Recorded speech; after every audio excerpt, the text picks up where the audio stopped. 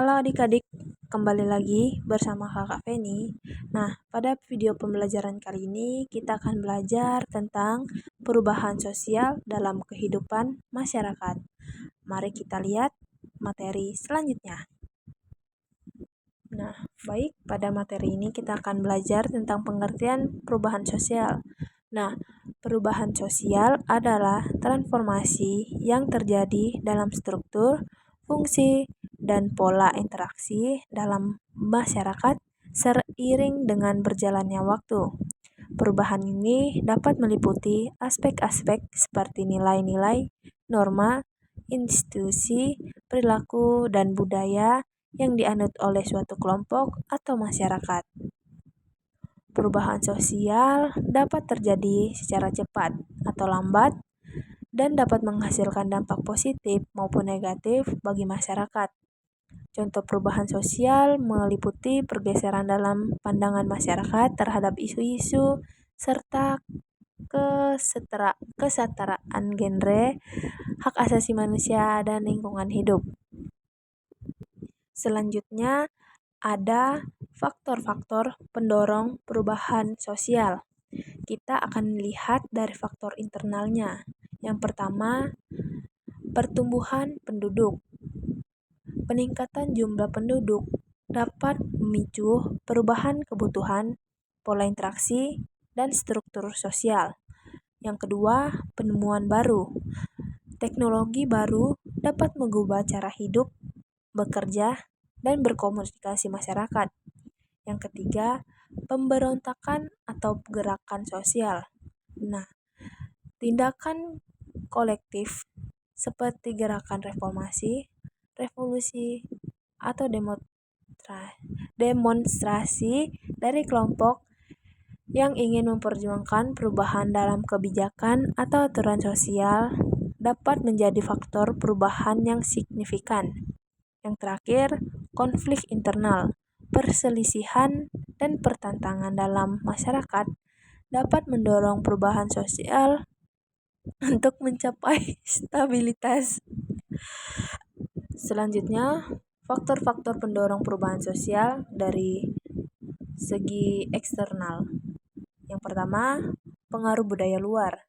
Diskusi budaya asing dapat membawa perubahan nilai, norma, dan gaya hidup masyarakat. Yang kedua, peperangan. Peperangan dan konflik internasional dapat menyebabkan perubahan drastis dalam struktur politik, ekonomi, dan sosial masyarakat. Yang ketiga, bencana alam. Gempa bumi, tsunami, dan bencana alam lainnya dapat mendorong perubahan pola hidup dalam masyarakat. Yang keempat, krisis ekonomi. Krisis ekonomi globalisasi seringkali menyebabkan perubahan besar dalam pola konsumsi dan distribusi kekayaan. Ini dapat mengubah perilaku sosial dan nilai-nilai dalam masyarakat dalam upaya menyesuaikan diri dengan kondisi ekonomi yang baru. Selanjutnya ada dampak perubahan sosial dari dampak positifnya. Yang pertama, peningkatan kualitas hidup.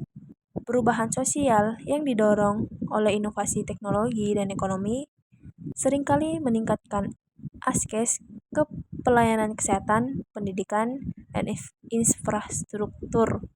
Hal ini berdampak pada kualitas hidup yang lebih baik. Misalnya, kesehatan yang lebih baik, harapan hidup yang meningkat, dan kemudian akses informasi. Yang kedua, peluang pendidikan yang lebih baik. Perubahan sosial seringkali membawa akses yang lebih luas terhadap pendidikan, baik melalui pembangunan sekolah, kemajuan metode belajar, atau ketersediaan materi pendidikan digital.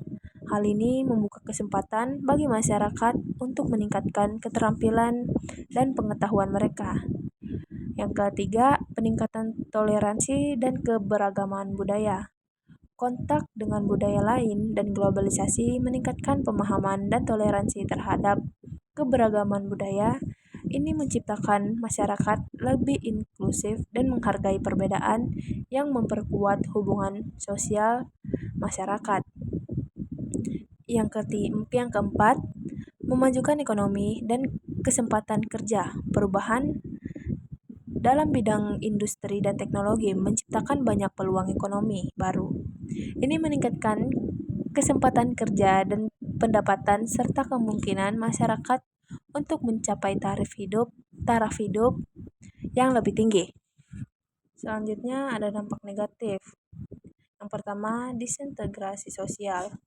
Perubahan yang cepat dapat menyebabkan perpecahan dalam masyarakat, terutama dalam perubahan tersebut menimbulkan perbedaan pandangan, nilai, atau kepentingan. Hal ini menyebabkan konflik antara kelompok dan menurunnya rasa kebersamaan. Yang kedua, ada kesenjangan sosial dan ekonomi. Perubahan yang didorong oleh teknologi dan ekonomi dapat memperburuk kesenjangan antara kelompok yang memiliki akses terhadap teknologi atau peluang ekonomi baru dan yang tidak baik. Hal ini menciptakan kesenjangan antara kelompok kaya dan miskin yang dapat memperlebar jurang ketidaksetaraan. Selanjutnya ada faktor-faktor penghambat perubahan sosial. Yang pertama ada sikap tradisional dan konservatisme. Masyarakat yang terkait kuat dengan tradisi dan nilai-nilai lama mungkin resisten terhadap perubahan yang dianggap mengancam tataan kehidupan yang sudah mereka kenal. Keinginan untuk mempertahankan budaya dan identitas lokal terkadang dapat menghalangi adopsi ide-ide baru dan inovasi. Yang kedua, ketidaktahuan atau ketakutan akan hal baru. Kurangnya informasi dan edukasi terhadap manfaat perubahan sosial dapat menyebabkan masyarakat ragu dan takut untuk terlibat dalam proses tersebut. Nah, kekhawatiran akan dampak negatif dari perubahan seperti kehilangan pekerjaan atau hilangnya identitas budaya mereka dapat menjadi penghambat yang signifikan. Yang ketiga, kurangnya kemampuan dan sumber daya. Masyarakat yang memiliki keterbatasan akses terhadap pendidikan, teknologi, dan sumber daya keuangan mungkin kesulitan untuk beradaptasi dengan perubahan sosial. Ketidakmampuan untuk mengikuti perkembangan dan tren baru dapat menyebabkan masyarakat tertinggal dan terpinggirkan. Yang terakhir, ketidaksiapan sumber daya manusia.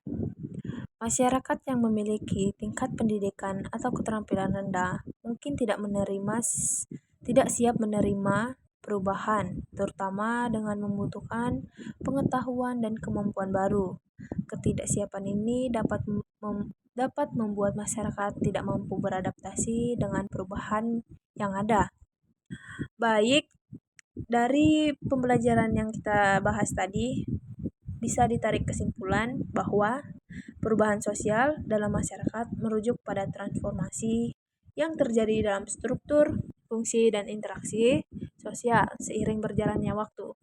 Perubahan ini dapat dipicu oleh berbagai faktor, baik eksternal maupun internal, seperti perkembangan teknologi, perubahan nilai budaya, serta dinamika politik dan ekonomi.